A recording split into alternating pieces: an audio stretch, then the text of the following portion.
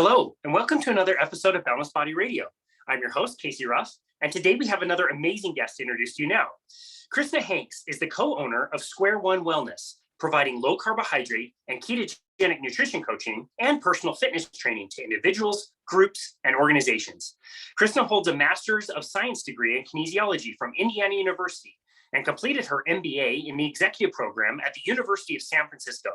Most recently, she earned the title Coach Practitioner from the Noakes Foundation, which was created by former guest Dr. Tim Noakes.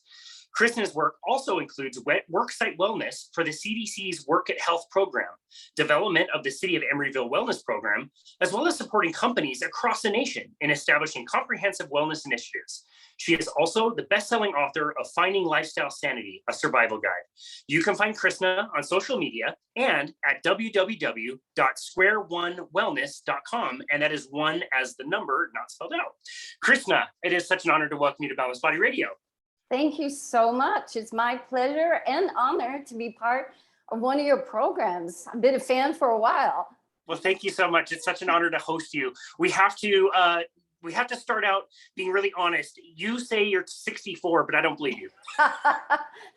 Well, I'm closing in on 65, the 22nd of this month, right? It ends the 64 journey. We go to 65, yes. Wow. Well, you are definitely like a 25-year-old trapped in a 65-year-old's body, that's for sure.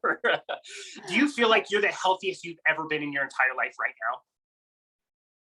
I think I'm at one of those stages where I feel extremely vibrant. Yes. It's hard to remember exactly how you felt when you were 20, or let's say when I was a teenager turning backflips down a basketball court. But I feel much better than I did when I was 40, for sure. Overcoming some, health issues due to nutrition, but definitely I think, there's no reason that many people my age shouldn't also feel vibrantly healthy. And I think that if there's anything I hope to inspire and empower people is to take charge of your health. Yeah, I love that so much. I get a little frustrated. I'm wondering if you do too, when people just look around and see everybody else just on that slow, kind of steady decline into aging, and we just say it's normal, or we call it dad bod, or it's just normal to have your back hurt or your joints hurt or poor digestion, and you're just gaining all this weight and taking medications. Does that ever frustrate you that that's become so normalized? Completely. A perfect example is someone if I go, for a routine checkup or something, they always say, what are your medications? And I say, none. And they're like flabbergasted, right? The eyebrows go up, the eyes open wide. I think we've so come to accept that, like, I'm going to use 50 as a number, but it might even be less, that once you hit 50 and above, it just starts going down, right? Your movement skills deplete, your energy depletes. As you mentioned, all these things like joint problems, issues. I strongly inherently believe it doesn't have to be that way. And we've got a lot of really amazing role models within particularly the low carb community. Look at Mark Sisson, he's 68, looks phenomenal, right? You can go on the list of numerous people in this field who are on the aging trajectory, but they still have vibrant health. And that's kind of my word. I think it's, you really have to invest in your understanding of what nutrition does, getting, a good exercise routine. And I think maybe the biggest challenge for many people my age is we've been told to fear everything, right?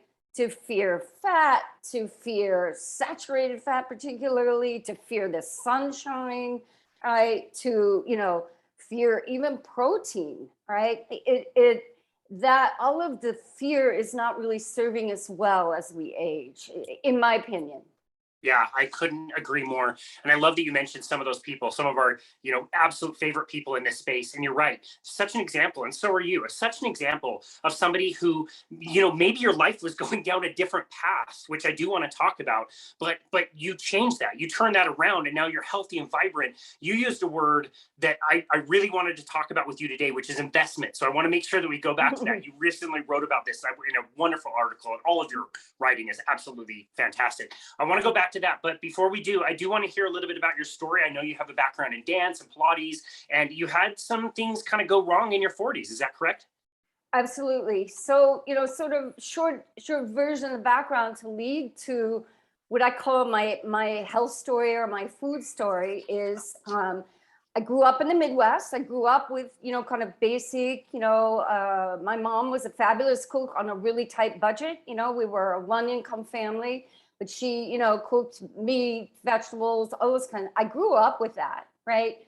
I started dancing professionally around the age of 15, right? That lasted me to about the age of 43, something like that, which is pretty long for a dancer. Along the way, that's when I also, as any dancer knows, you have to be able to do multiple things just to survive. I taught dance, I certified in Iyengar yoga, classical Pilates. I was a personal trainer for many companies in New York. I worked also for a company called Homebodies. So I was doing all kinds of movement things along the way, right? As you already mentioned in the opening, I've got 2 degrees or 3 degrees, bachelor's and master's from Indiana University in Kinesiology, and then later my MBA. But all of those things, right?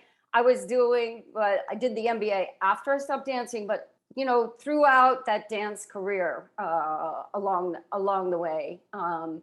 But my food story begins after I stopped dancing or was winding down. I had been pretty much for the last 2 decades of my performing career a vegetarian. And somewhere towards the end of my dance, early 40s or something, I started having like these very, very severe, what I call joint issues, right? So going from someone at the top of their game, I could do anything with my body, anything I ask it, it would do, to where sitting and standing was a challenge, right? So joints swollen, knuckles big, just debilitating, right? So I had to really kind of figure out how to manage my day because I could only do a certain amount over the course of the day. I was at that time working in an executive coaching for an executive coaching company in the Netherlands. They're very kind. Everybody was very supportive on that. But I spent what I call 2 years on the medical hamster wheel. Oh, you must have rheumatoid arthritis. Oh, you have some strange autoimmune disease. Or maybe you've got, some kind of rare infection that you picked up somewhere along the way. It was literally 2 years of no ideas, really. But meanwhile, I wasn't getting better. In fact, I was getting worse.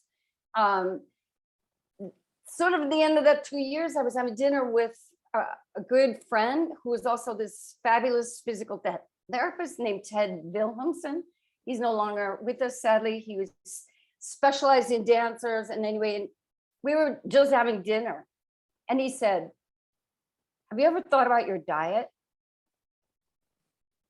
I flabbergasted, big eyes go up. And I said, what do you mean my diet's perfect? I'm vegetarian, I don't eat this, I don't eat that.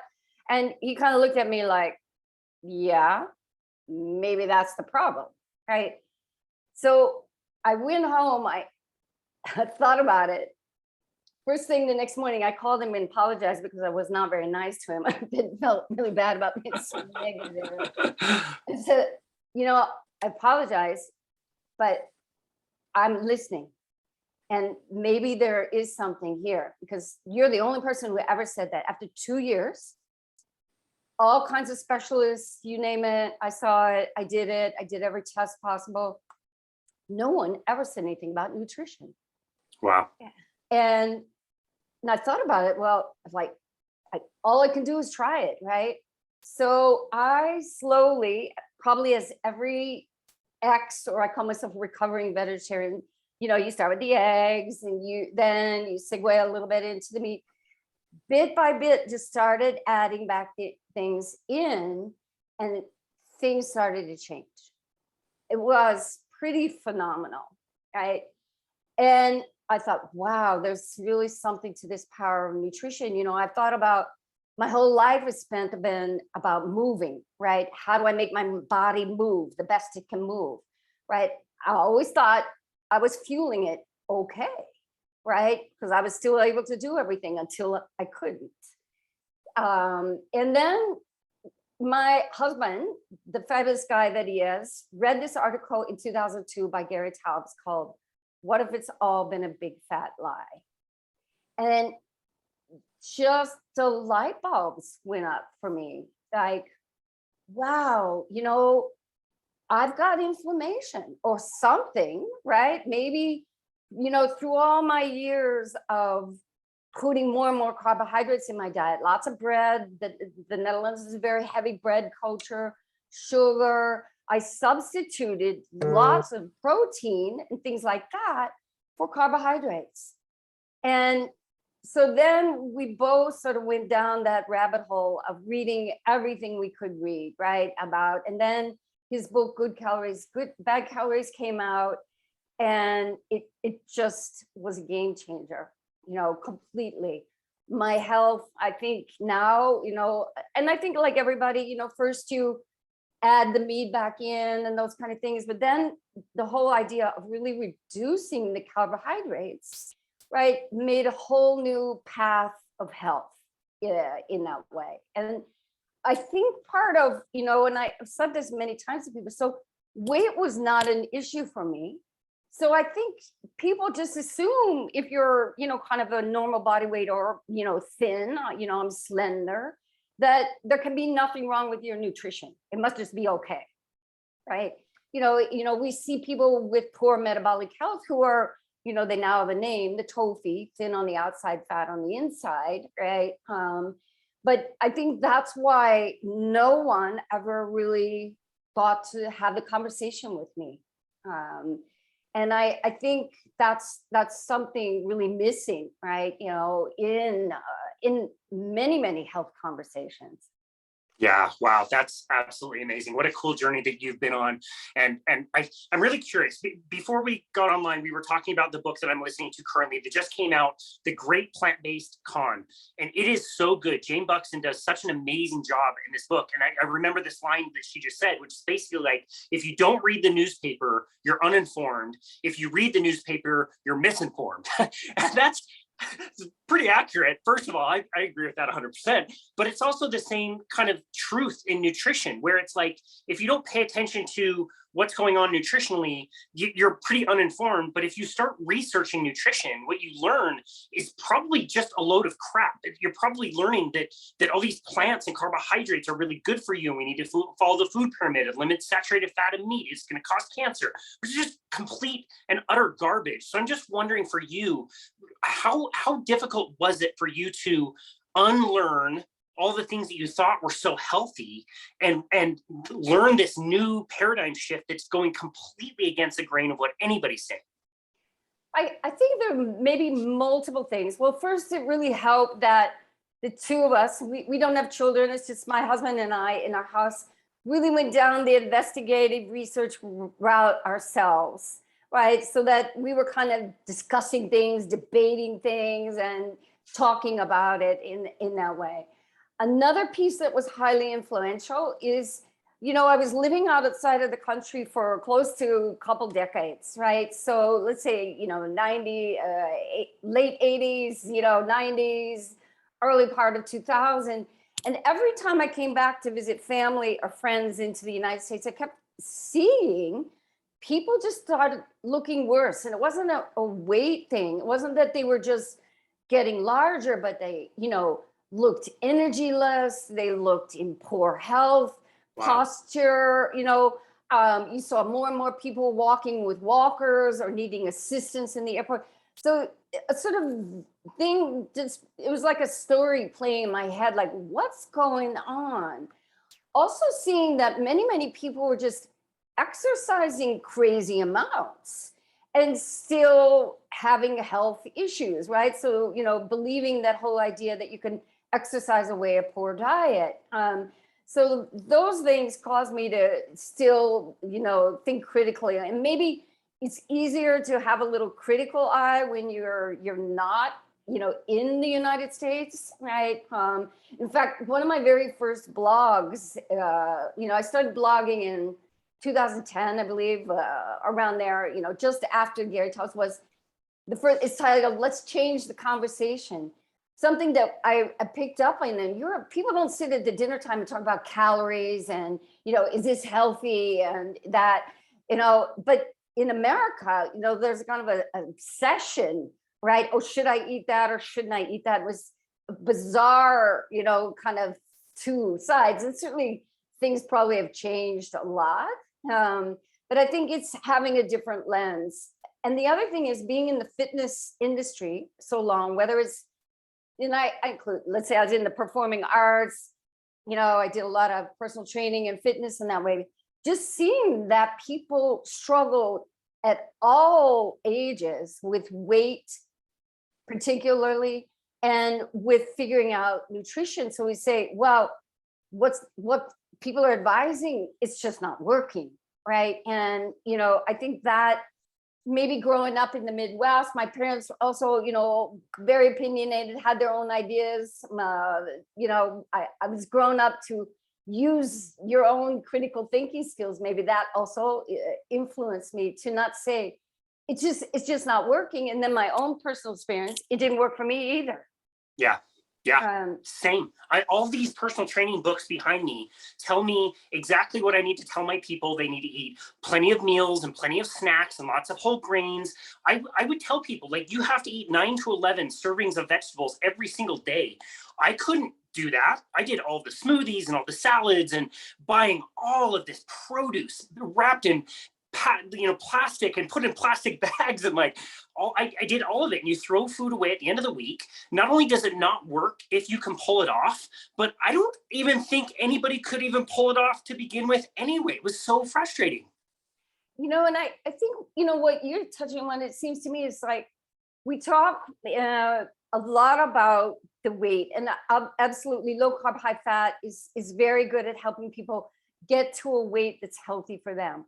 However, there are so many other benefits, right? To exactly what you're saying is, you don't have to eat 6 to 7 to 8 meals a day, right?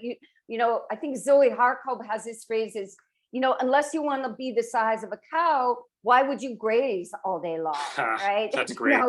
And it, for me too, I know when I was really heavily carb-based, I was many hours a day hangry. Right. I could come out of a rehearsal, just 5 or 6 hours straight of rehearsal, dance, and say, if I don't get something to eat right now, I'm going to bite somebody's head off. Like, that's not normal.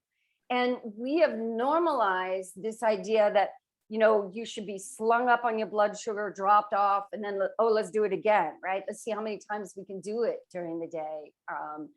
And that is one that's completely changed with this lifestyle is, your meals are sustainable to the next meal, right? And actually, it's not that different. I grew up in a family that said, don't snack because you'll ruin your meal.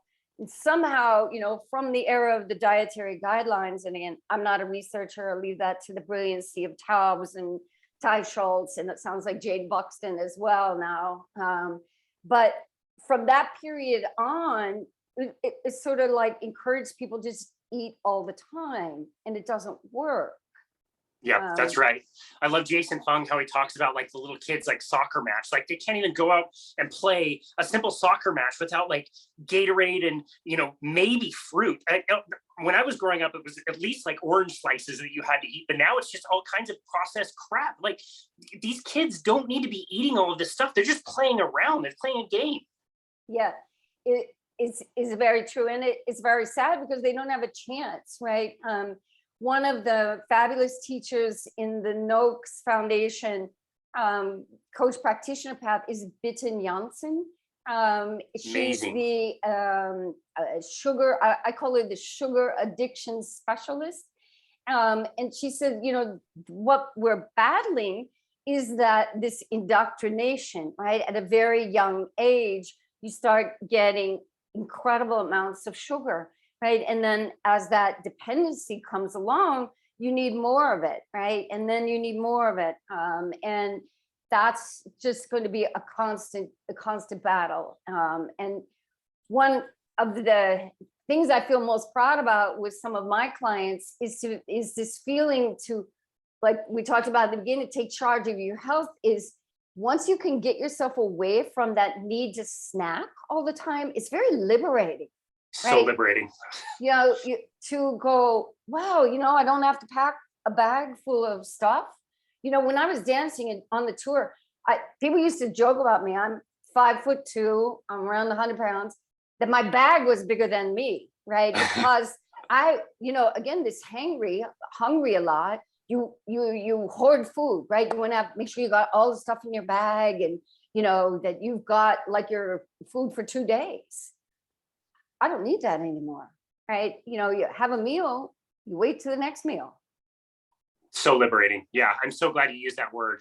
I used to tell people, like, I love to cook, I love to shop, I love to buy new ingredients and try new things. And it's like, the more I go, it's like, no, I don't. I like to go on walks and paddleboard and enjoy the sunshine. I want to spend the least amount of time on my food. Let's get some really simple things that allows me to eat maybe once or twice a day, and I feel great and energy's good, and I can go out and actually enjoy myself and not spend all this time and money in the kitchen. Yes. Yeah. And I think, you know, the more you get comfortable, right? You know, I feel really sad when people say, oh, I don't like to cook, or I don't like, you know, it's too challenging.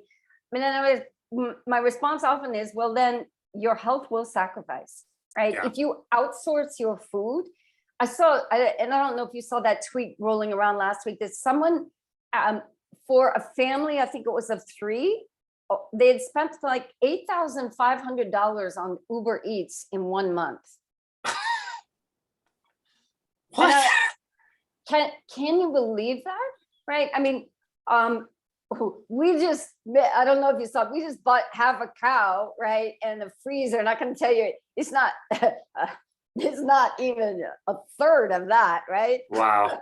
And that's food for a whole year, basically. Yeah, exactly. I mean, but when we outsource everything, and I understand people are busy, you know, sometimes maybe you need, you know, something delivered, or you're having a health issue, those kind of things. But the more you put your health in the food, you know, and for many people, it's heavily processed food. It's not real food. The more your health is in danger. Yeah, couldn't agree more. I think that's so well said. And I do think people do have some leeway, and it's not like you have to do it every single meal, but you are going to pay a price.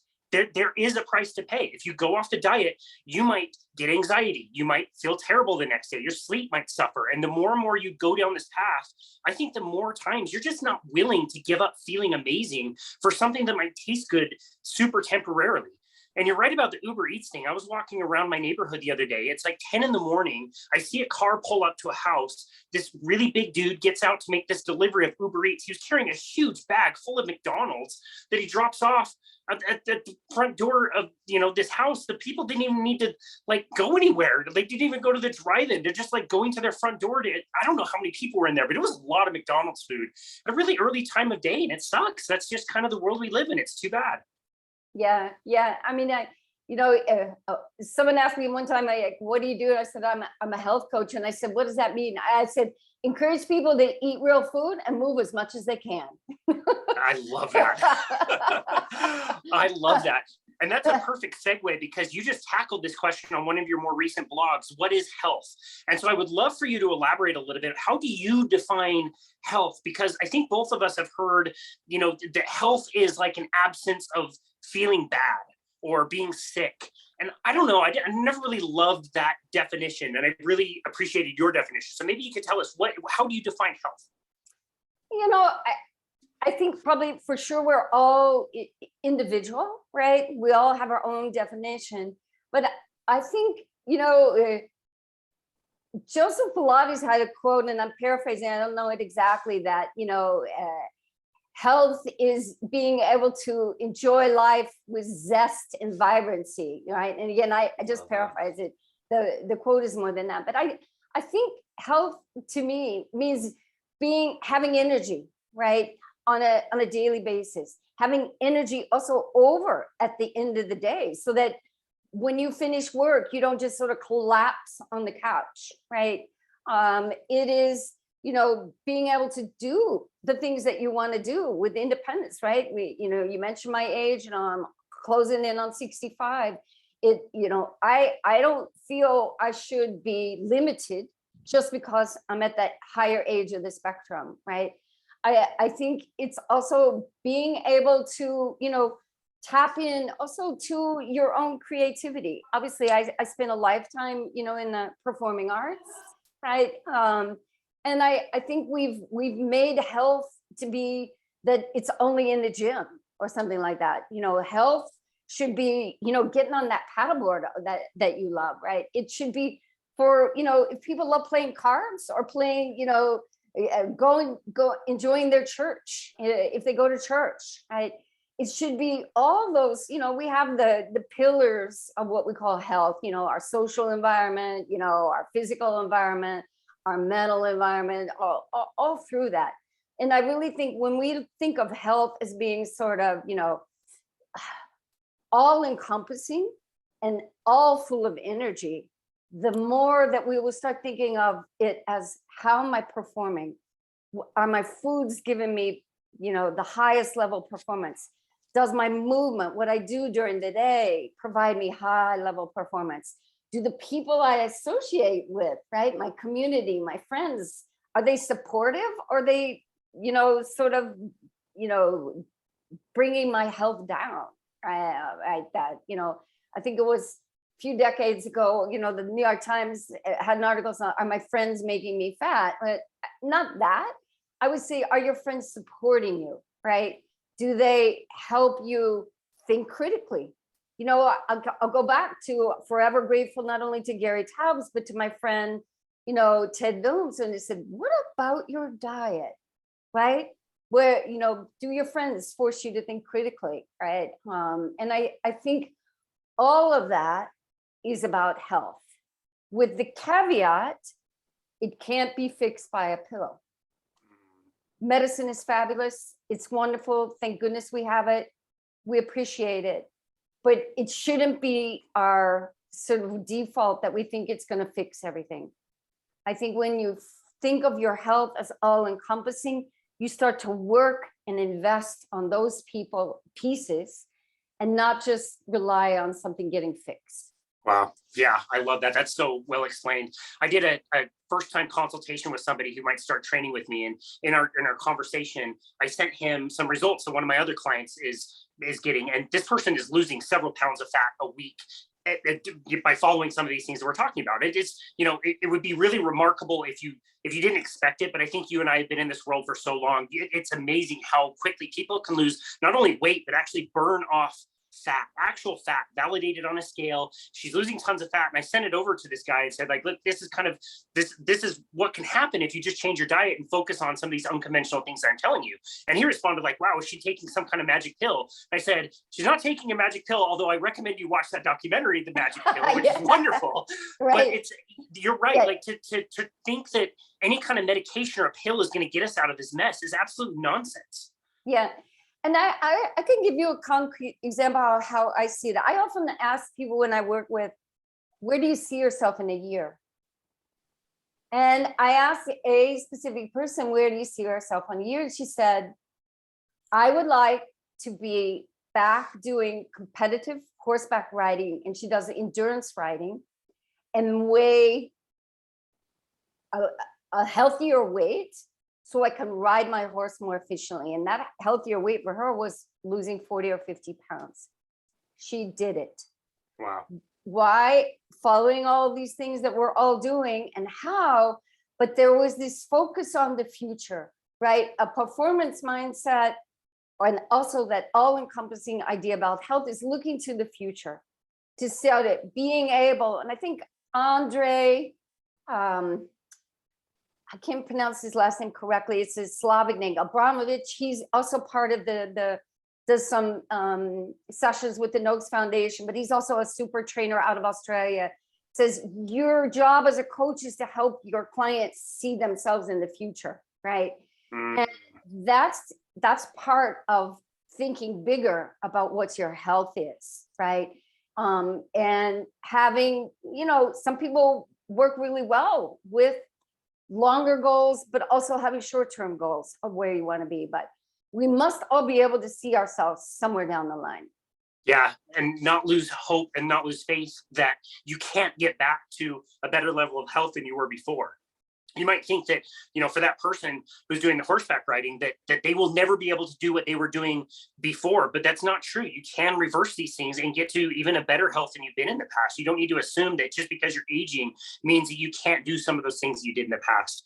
I love that. I think that's an amazing example. You've been talking about this comprehensive plan and lots of different things, which I absolutely love. And I want to make sure I get this right, because this is from that same article. I know you chose these phrases very specifically.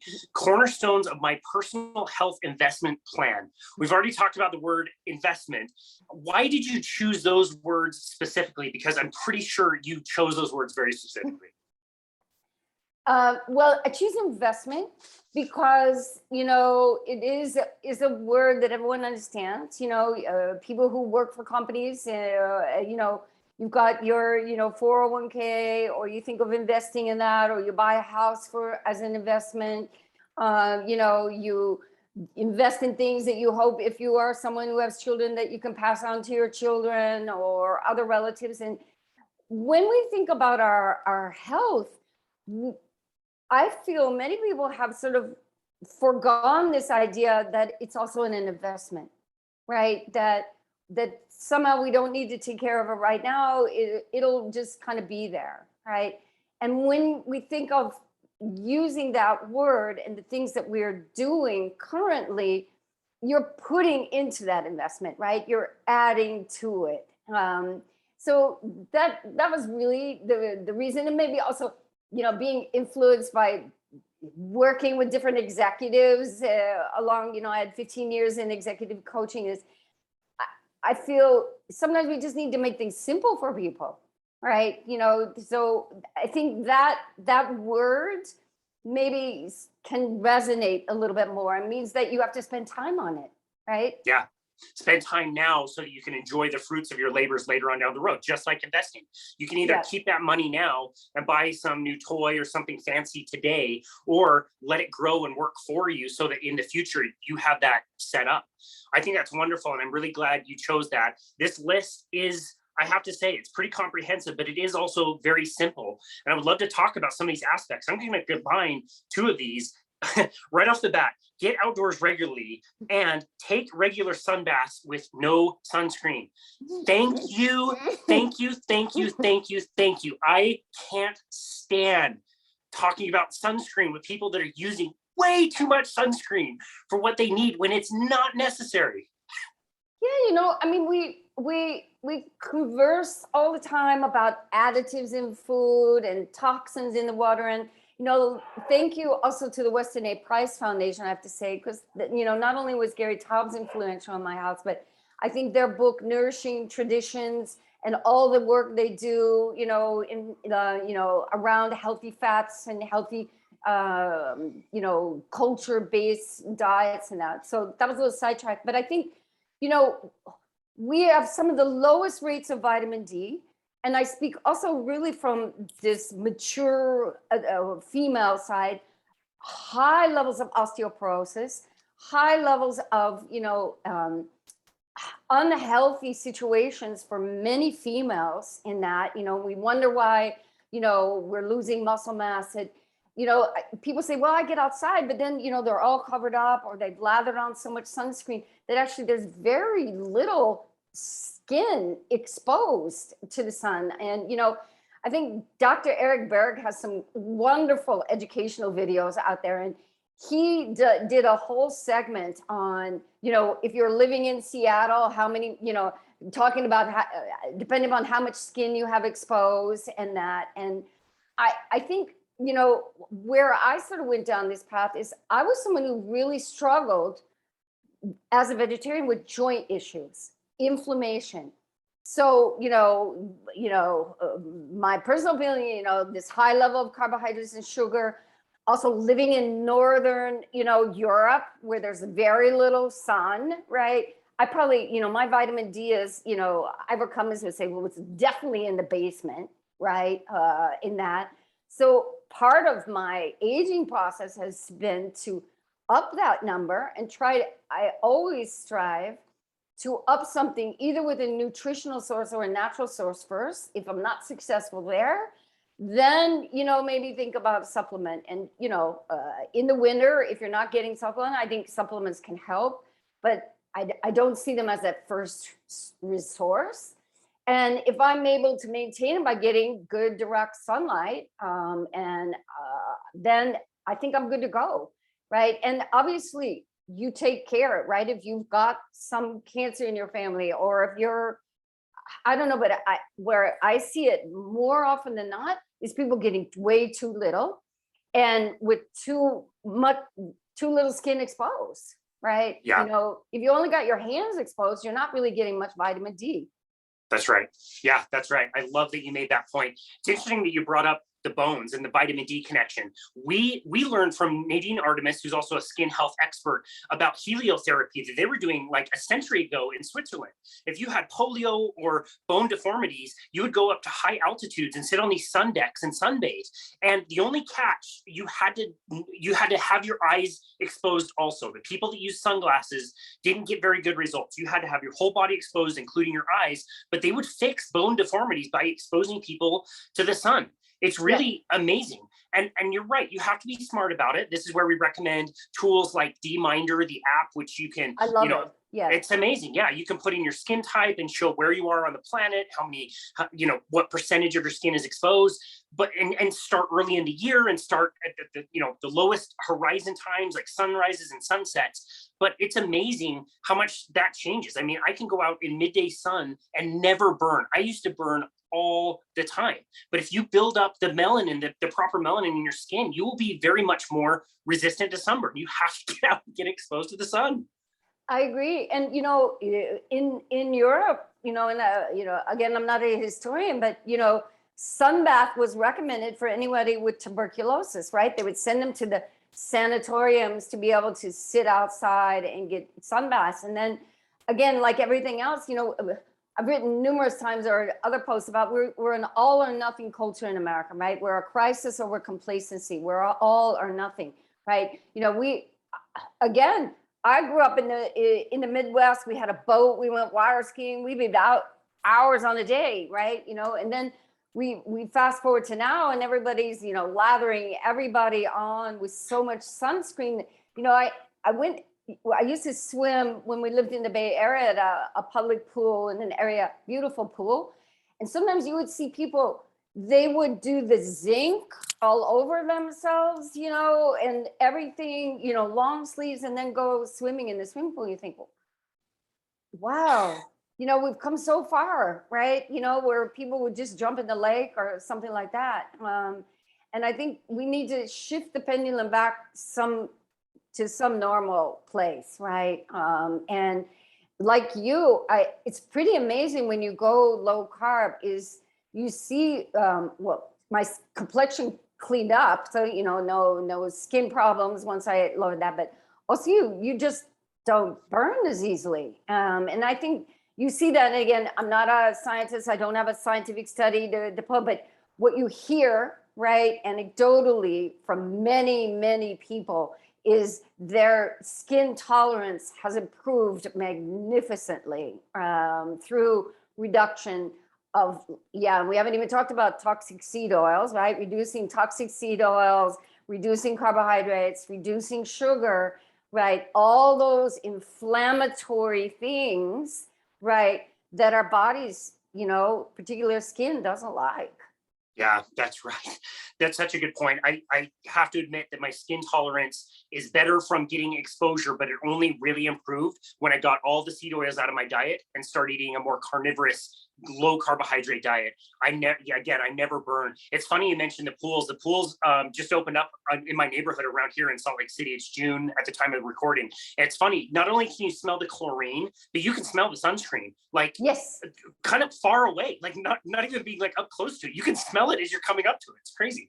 Yeah. And, don't get me wrong, we go hiking for hours on end, and I've got a hat on. I've got, again, you be smart, right? If it's intense, you've got long sleeves on, you be mindful of that. But one thing that, again, I've seen give people a false illusion is putting on so much sunscreen encourage them to stay longer in the sun than they actually probably should, right? And that, I think, is, again, we lose our touch with reality, right? By always trying to cover something up, as opposed to saying, you know what, I probably should get out of the sun. I've been out here for a couple hours. Maybe I need to get inside. That's right. The sunscreen is just disarming your natural defense system and warning sign that, yeah, it's been a little long. And there's other things you can do. Like you said, shade is wonderful. Yeah.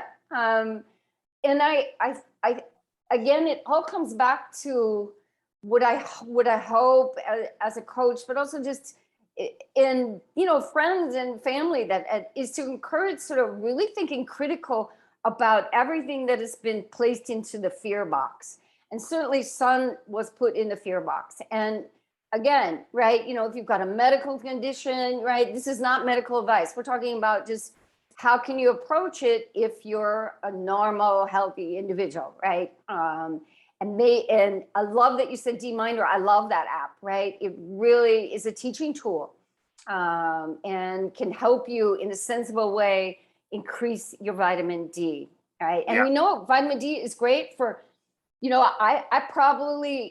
I think when my health was its poorest, post 20-year vegetarian, probably vitamin D in the basement. I bet I was pre-diabetic, but no one ever thought about that because I was small, right? They always assume that you're going to be diabetic, that you must be overweight, right? And I think we do a disservice to those people who have poor metabolic health, but might not be overweight.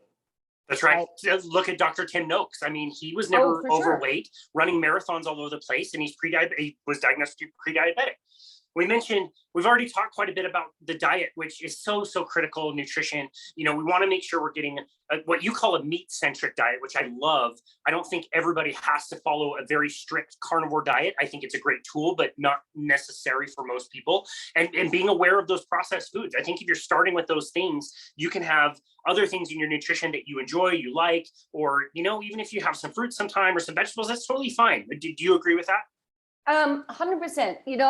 I will give a caveat to the carnivore group. I have seen amazing results with people with severe autoimmune diseases, and maybe when I had been at my worst, that might have been a quicker transition for me back to health. But anyway, I give that to them, and I love that they're getting good results. But what I see for myself works is definitely meat centric, right? And that.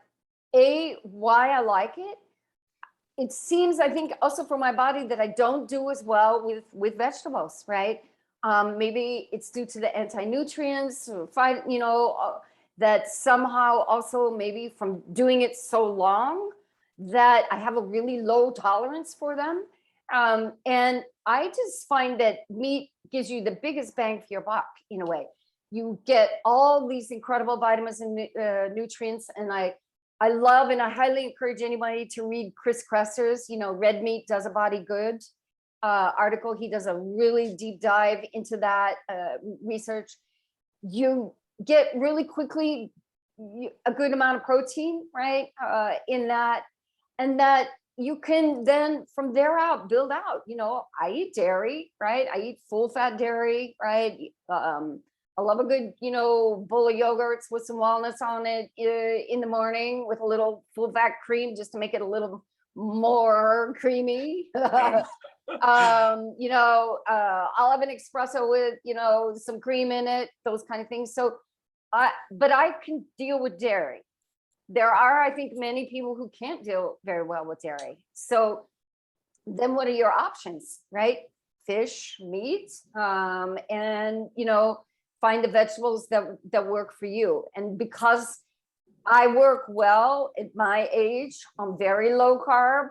So I try to get my carbs, from my vegetables and, from a glass of wine now and then. I've figured out what seems to work the best for me at this period. And that is definitely the target meat-centric vegetables, especially the green leafy ones or those kind. But again, we try to shop once a week. And when you have too many vegetables, a lot of them go bad, unfortunately. Throw away. Yeah. So when two people are working full time, right, meat is really great. You can food prep, right? You can, we have a kitchen full of eggs and, again, we eat cheese. I got a Dutch husband. You think we're not going to eat cheese? Plus, I love it too myself. Those kind of things. But again, we're a household that can tolerate dairy. And I know that there are a lot of, people who are very anti-dairy, but I see that on a case by cases. If it works for you and you like it, you enjoy it, it gives you energy, go for it, I say. Yeah, I love that. That's very pragmatic. That's really practical. I absolutely love that. The thing that really surprised me getting into this kind of space was not only learning that vegetables and plant matter might not be all that good for you, but also what you mentioned, those anti-nutrients, that plants can actually be actively bad for you. And there's just always a question, like people ask me, well, like, what if I just have spinach like a few days a week? And it's like, well, I don't know. It can cause problems. What if I have all these apples? I don't know. That's kind of a lot of sugar. We don't have apples the way we had apples 50 years ago. And so there's always a question with the plant foods when with the meat, you're right. It's safe, it's easy, it's convenient, it has all the nutrients you need. There's no questioning. You can definitely go that direction and be fully nourished. 100%. And I'll give you again a couple of concrete examples. First and foremost, I think somehow we've given vegetables a free ride. They're healthy, right? And I want to say, not for everybody, right? And they might just be fabuloso, right? I just stole that word from my dear friend Margot. She used to use that. I don't know that it's fabuloso for some people, but we can't say that they're a free ride for everybody. I had a client, not a nutritional client, but a fitness client. And she came to me with severe fibromyalgia and done everything, right? To the point where she couldn't lift her arms above her shoulders, around my age at that time. And we started working together. And, oftentimes in fitness, you just have conversations with people about their nutrition. And then anyway, over a period, I think of a year or so, we finally figured out nightshade vegetables were giving her enormous inflammation, inflammation, oxidation, who knows what else. Once she started eliminating those, along with all the other pieces that we were doing, I mean, the change was incredible, right? Wow. To see someone be able to lift their arm finally up, above their ear, those kind of things. But we always have just sort of said, oh, eat as many vegetables, right? 5 a day, and again, Zoe Harkov says that 5 a day would just pluck from thin air, right? It's not founded on any good science, right? And no, not everybody should eat 5 a day, right? That's one particular person. I know someone currently who's been suffering with some skin rashes and, not sure exactly what it is. But again, eliminating some of the vegetables seems to be assisting in helping, right, calm down the inflammation. So I think if someone has those kind of things, I think they need to, for themselves, start doing some elimination diet, right? Yeah. And that's where the carnivore diet has come in. It's basically an elimination diet, right? That's right. You get rid of everything else. You've got the meat. And then if you want to, then you start adding back in, and then you see what's really affecting you, which is in some way what Atkins did, right? That's right. The induction phase is take most things away, accept the fat, right? And accept the protein. And then later down the road, you can add things back in. Yeah, I love that. That's amazing and a great way to approach it. And I think so many people would notice so much benefit from trying that for themselves. You've been doing this for a long time. You mentioned dance, you mentioned Pilates. I'm so fortunate. My wife Bethany is comprehensive certified, and we have a reformer down in our basement gym, which is amazing. So much fun. I'm wondering, how has your understanding of exercise and movement evolved over time, and what things do you recommend now? Well, definitely what has evolved, obviously, I had quite a fitness journey, right? And that journey also changed along the way. I was, as a dancer, heavily involved in the Iyengar yoga movement, got certified teacher trainer, was part of the Amsterdam teacher training team, giving certifications there. And this is going to be kind of a long story, but I try to make it short. I kept suffering from a hamstring injury, right? Torn hamstring. I had torn hamstring as a dancer, and the yoga just kept exacerbating it, right? It just kept re-injuring it. There's a lot of forward bending in yoga, and although I think Iyengar yoga is fantastic, and the many other fantastic ones, but probably my dance, being uber flexible, and then the flexibility of yoga. So I finally realized that I went back to Pilates, which I'd always done as a dancer, sort of cross training, and started to really heal myself with that, right? Because Pilates is a little more comprehensive in how you work your body. It got heavily involved. My husband and I owned a Pilates studio in the Bay Area for 13 years. Also teacher trainers in the classical Pilates method there. But something that happened to me, again, probably around the age of 60, was starting to feel my muscle strength was going downhill. I felt I had a really good, solid nutritional path, figured that out. But I felt the quality muscle was looking thinner, right? And not, where I wanted it to be. I found a fabulous personal trainer. His name is Josh Esposito. And I started working with him. And that was my kind of first time really doing strength training, as well as started working with my husband, who's followed Steve Maxwell. I don't know if you know Steve Maxwell. He was a former jiu-jitsu champion, and anyway, he followed him, not doing personal training with him, but all his videos and his method, because Steve is also 60 plus and looks very good. But I found this new switch in still doing some Pilates, but adding strength training has really kind of made me feel at my age much, much stronger. I got more muscle tone. I feel, I regained from my earlier decades the muscle tone that I had then. And that is definitely by adding strength training. And I really think that as we age, that somehow needs to be part of your system, whether you do plain out body weight resistance, or you lift weights in the gym, or you do some combo of those. Then I think Pilates is great for the core strength and really the maintenance and keeping everything toned at a level. But I think if you really want to up and get your muscles a little bit stronger, you have to add something to that. Again, that's my own personal experience at close to 65. I think we just have to face the fact that we lose some muscle mass every year just by aging. Yeah. Well, it's such a shame, because I see so few people out there, women age 65, doing strength training, crushing steaks. Like, you just don't see that all the time. It's so much like cardio centric and doing lots of salads and things like that. And again, it's it's following that calories in, calories out advice that just leads people down the wrong path. It's unfortunate. And I wish people would follow your lead and do some of those things. They're so important. I love the strength training, especially as we age. It's just so critical to be able to maintain that muscle mass. And that's your function. That's your ability to care for your grandkids or cook amazing meals. Or like you mentioned, some of the other things on this list, like being social and enjoying, your friends and family. And you talk about also heat exposure and cold exposure. We love all of those things as part of this whole comprehensive list, and enjoying your life is such a big part of that. And it's actually what a lot of people used to do, right? This idea of being in the sun, right?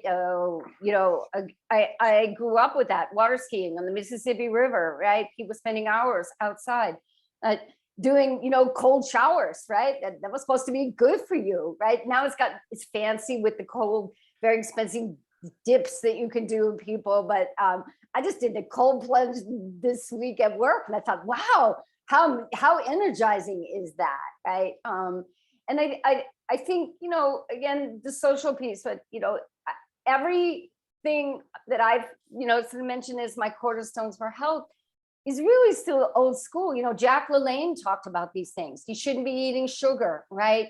You should be doing strength training. And by the way, Elaine LaLanne, Jack's wife, I had the fabulous opportunity to meet her. I'll send you a photo of later. Wow. She's she must be 94, something like that now. She looks fabulous. She's still got a good old bicep and,